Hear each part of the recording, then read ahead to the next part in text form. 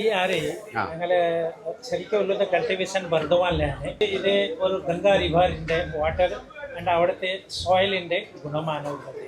Rose ബ്രാൻഡിന്റെ അരി ഞാൻ അവരുടെ ക്രോപ്പ് പോയി കണ്ടു, അവരുടെ ഫാക്ടറി പോയി കണ്ടു, അവർ ഫാക്ടറിയിൽ എങ്ങനെയാ ഉണ്ടാക്കുന്നതെന്ന് പോയി മനസ്സിലാക്കി. പഴയ അരിക്ക് ചോറ് നന്നാവും.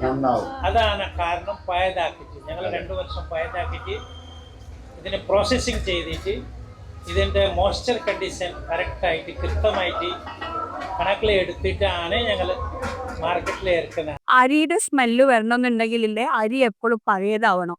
അപ്പം അത്രയും കപ്പാസിറ്റി വേണം അരി ഹോൾഡ് ചെയ്ത് വെക്കാൻ. ആ ഒരു കപ്പാസിറ്റി ഞാൻ പോയപ്പോൾ അവിടെ ഒരു ചൈന പോലെ അരി കണ്ടേ, അത്രയും ലോഡഡ് ആയിട്ടുള്ള വെക്കുന്നുണ്ട്. അപ്പം ആ സ്റ്റോക്ക് ഇങ്ങനെ ആയി പോളിഷ് ചെയ്ത് പുറത്തേക്ക് വരുമ്പോൾ ആ ഏജിങ് എല്ലാം കറക്റ്റ് ആവും. അപ്പോൾ അത് എനിക്ക് ഭയങ്കരമായിട്ട് പെർഫെക്റ്റ്. ഈ നമ്മൾ കൗടാങ് പിന്നെ വെണ്ണീര് അതാണ് അതിനായിട്ടാണ് കൂടുതൽ യൂസ് ചെയ്യുന്നത്. പറഞ്ഞു മനസ്സിലായോ? ഗംഗാ നദിയുടെ അടുത്ത് കൗഡങ്ങാണ്, വെണ്ണീറാണ്. വെണ്ണീർ എന്ന് പറഞ്ഞാൽ ചാരവും ഇതൊക്കെ കൊടുത്തിട്ട് വളമെടുത്ത് വളരെ നാച്ചുറൽ ആയിട്ടുള്ള രീതിയിൽ നാച്ചുറലായിട്ടുള്ളത് ഒരു കൃഷിയാണ്. അതുകൊണ്ട് ഇത് നാച്ചുറൽ ഫ്ലേവറാണ്, ആർട്ടിഫിഷ്യൽ ഫ്ലേവർ ഇല്ല. റോസ് ബ്രാൻഡ് കൈമറൈസ്, മനസ്സ് നിറയും രുചി.